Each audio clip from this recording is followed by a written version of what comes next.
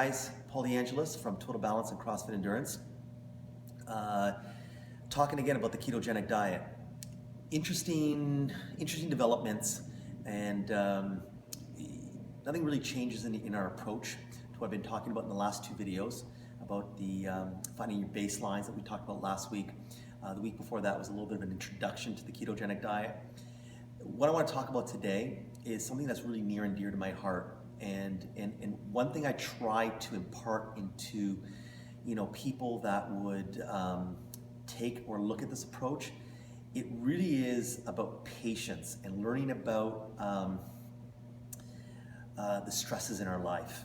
So when you're talking about somebody about trying to keto adapt, the process, the usual question is, how long is it going to take me? And even though glucose numbers and ketone numbers may show favorable results, it could be any stress in our life, one night lack of sleep, a fight with a family member, a stressful job, a training that didn't go so well, or the fact that you even missed training and that stressed you. I mean, it could be simple things like that. That right there plays with our physiology in such a way that spikes insulin and therefore spikes blood glucose and starts to play with our body. Ketone levels, even if we're producing them, we don't utilize them and they get removed out of our body, mainly through the urine and the breath.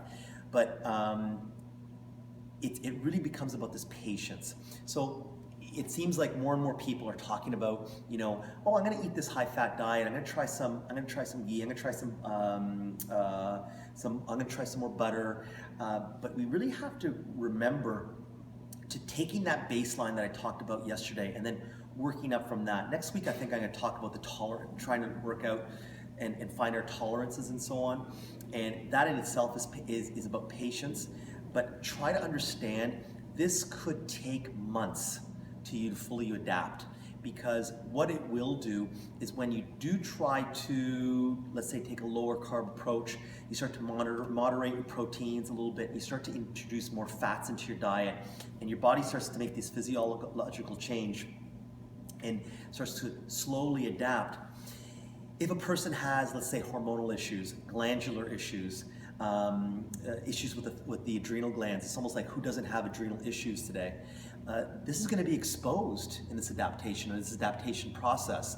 So really being patient, this could take months. And when I say months, it could take 6 months, 8 months, it could take even 12 months.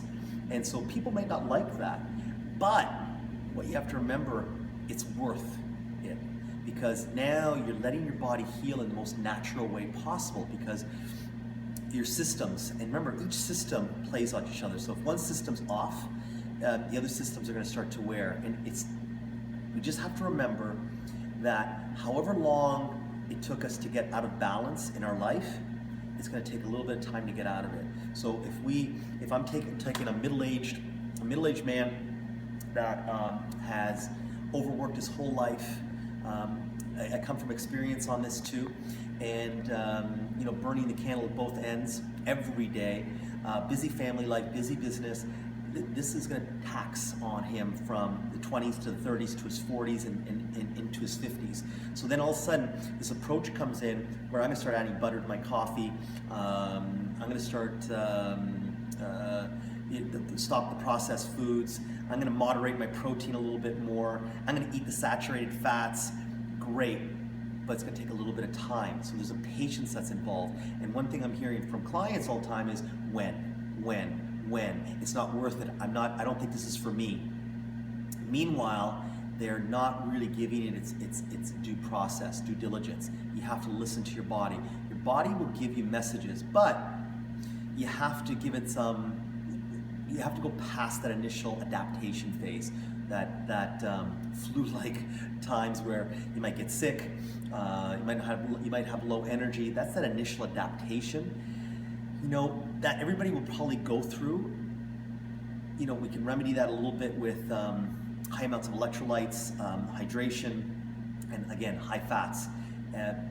But just make sure that you come in this with open eyes, and the person that you're dealing with is gonna be very truthful to you and not BS you and say this is a quick fix. if there's things in your life and there's things in your body that need to be fixed, the adaptation is going to take time. But when you go through it, and I really believe this, I really believe that this approach is for everybody, because we don't take it as a cookie cutter approach. We take it as an individualized approach where we will go about and find your individual tolerances, macro tolerances over time, depending on what your blood work, your daily blood work shows us. Just be patient. Be patient, because it's well worth the journey, and you're going to learn a little bit about something by yourself. And ultimately, you know, I have no hesitation in saying this. This is really what our life is truly about, is getting to know ourselves a little better through the ups and through the downs. And through an adaptation, there's going to be ups and downs because of exposure to your environment even. And just because you dial in your macros doesn't mean the adaptation is going to be quick. It could be the, like I said, the environment around you, the people around you, maybe they're not good for you. Maybe they're the ones that are causing you stress. And when you slowly eliminate these aspects, can you become optimal and create that optimization, in which I'm after, and I try to help people find that as well. So we're going to continue to talk about this every Saturday. Send me questions. Subscribe to Paul DeAngelis, my YouTube channel. Hit me up at my email, pauldperformance@gmail.com. Love to hear some questions you may have, or feedback. Let's do that. Okay, talk to you soon. Thanks.